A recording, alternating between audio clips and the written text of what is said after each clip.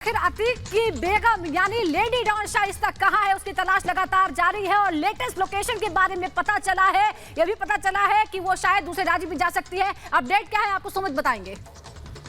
शुक्रिया सुजाता। और शुरुआत बड़ी खबर के साथ कर रहे हैं शाइस्ता के लोकेशन को, जहां एक तरफ लगातार ट्रेस किया जा रहा है तो शाइस्ता किस तरीके से अपनी लगातार लोकेशन बदल रही है। और बड़ी अपडेट इस वक्त मिल रही है, नदी के रास्ते भागने की कोशिश जो है वो शाइस्ता की तरफ से की गई है। सूत्रों के हवाले से बड़ी खबर मिल रही है, नदी से बंगाल भागने की कोशिश यहां पर शाइस्ता की तरफ से की गई है। कछार में भी छिपी हो सकती है शाइस्ता। लगातार उसकी लोकेशन अलग अलग जगहों से मिल रही है। अपने मोबाइल फोन वो बार बार बदल रही है, लोकेशन बार बार बदल रही है शाइस्ता। और अब बड़ी अपडेट यह मिल रही है कि नदी के रास्ते उसने भागने की कोशिश की है और बताया यह भी जा रहा है कि बंगाल भागने की कोशिश शाइस्ता की तरफ से यहां पर की गई है और अलग अलग जगह से उसकी लोकेशंस को यहां पर ट्रेस बार बार किया गया है। सलोनी, बिल्कुल बड़ी जानकारी हम रख रहे हैं दर्शकों के सामने। नदी के रास्ते भागने की कोशिश में है शाइस्ता परवीन, लगातार अपनी लोकेशन चेंज कर रही है, लगातार अपनी लोकेशन चेंज कर रही है। जो जानकारी मिली कछार में छिपी हो सकती है, ये भी अपडेट मिल रहा है,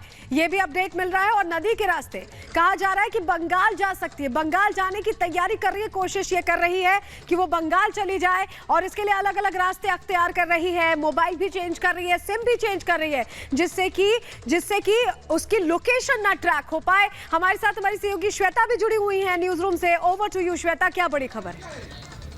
इस वक्त बड़ी खबर बता दें, शाइस्ता को लेकर ये जानकारी मिल रही है कि शाइस्ता अकेले नहीं है। शाइस्ता के साथ आयशा नूरी यानी अतीक अहमद की बहन भी हो सकती है, ऐसी बात भी निकलकर सामने आ रही है। शाइस्ता जो अपनी लोकेशन लगातार बदल रही है, शाइस्ता जो बचने की कोशिश कर रही है, शाइस्ता जिसके बंगाल में होने की भी जानकारी सामने आ रही है। कहा जा रहा है हो सकता है वो बंगाल भागने की कोशिश करे, लेकिन इस बीच शाइस्ता अकेली नहीं है। बड़ी जानकारी सूत्रों के हवाले से आ रही है, आयशा नूरी जो अतीक अहमद की बहन है वो साथ में हो सकती है शाइस्ता के। यानी अभी तक ये जानकारी आ रही थी कि शाइस्ता को मदद कौन कर रहा है, क्या बाकी जो घर की महिलाएं हैं वो भी उसके साथ छिपी हो सकती है। वैभव मेरे साथ इस वक्त जुड़े हुए हैं। वैभव, ये बहुत बड़ी जानकारी है कि शाइस्ता के साथ अतीक की बहन आयशा नूरी भी मौजूद है, यानी घर की जो महिलाएं हैं वो शाइस्ता के साथ है, शाइस्ता अकेली नहीं है। सूत्रों के हवाले से बड़ी जानकारी मिल रही है।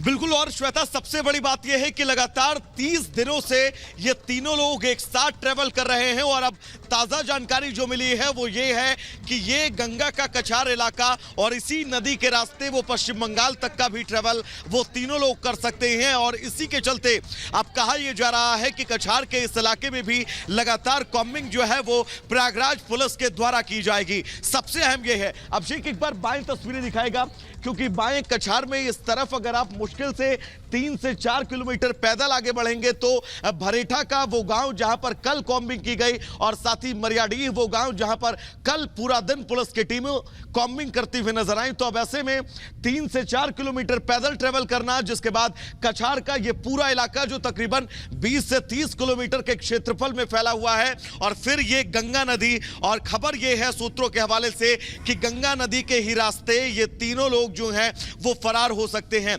जिसके चलते अब इस इलाके पर प्रयागराज पुलिस और एसटीएफ की लगातार नजर है। और इसी रास्ते से शाइस्ता परवीन, शूटर शाबिर और अतीक अहमद की बहन आयशा नूरी कहीं और ना फरार हो जाए, कहीं पश्चिम बंगाल ना पहुंच जाए, जिसके मद्देनजर अब इस लोकेशन पर और कछार का ये पूरा क्षेत्रफल, इस पूरे ग्राउंड पर लगातार जो है वो एसटीएफ और प्रयागराज पुलिस लगातार नजर रख रही है।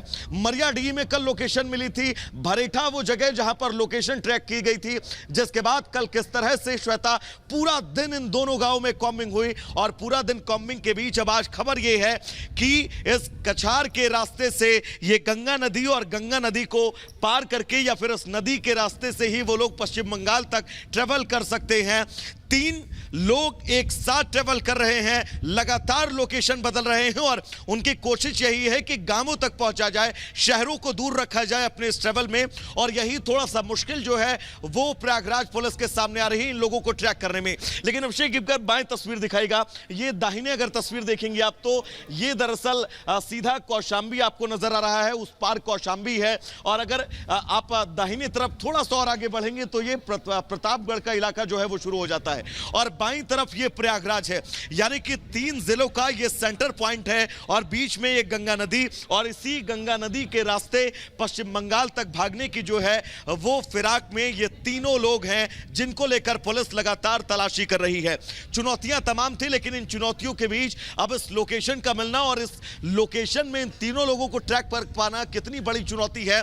तो अभिषेक का हमारे बाईं तरफ तस्वीर दिखाइए, क्योंकि कक्षार का जो ये पूरा इलाका है दरअसल जंगल झाड़ियों वाला इलाका है। आपको चारों तरफ यहां पर बालू नजर आएगी, मिट्टी नजर आएगी, धूल नजर आएगी। इस पूरे इलाके में दूर दूर तक आपको गिने चुने पेड़ जो है वो नजर आएंगे। अब ऐसे क्षेत्र से होते हुए अगर ये तीनों लोग यहां से फरार होते हैं तो आप समझिएगा कितनी ज्यादा चुनौती होगी प्रयागराज पुलिस के सामने इन तीनों लोगों को गिरफ्तार करने में। अब लगातार इस पूरे इलाके में भी छापेमारी की जा रही है, कॉम्बिंग की जा रही है प्रयागराज पुलिस और एसटीएफ के द्वारा, और जिसके चलते अब कहीं ना कहीं से ये जो तमाम चुनौतियां थी इन चुनौतियों से जो है वो पार पाने की कोशिश कर रही है।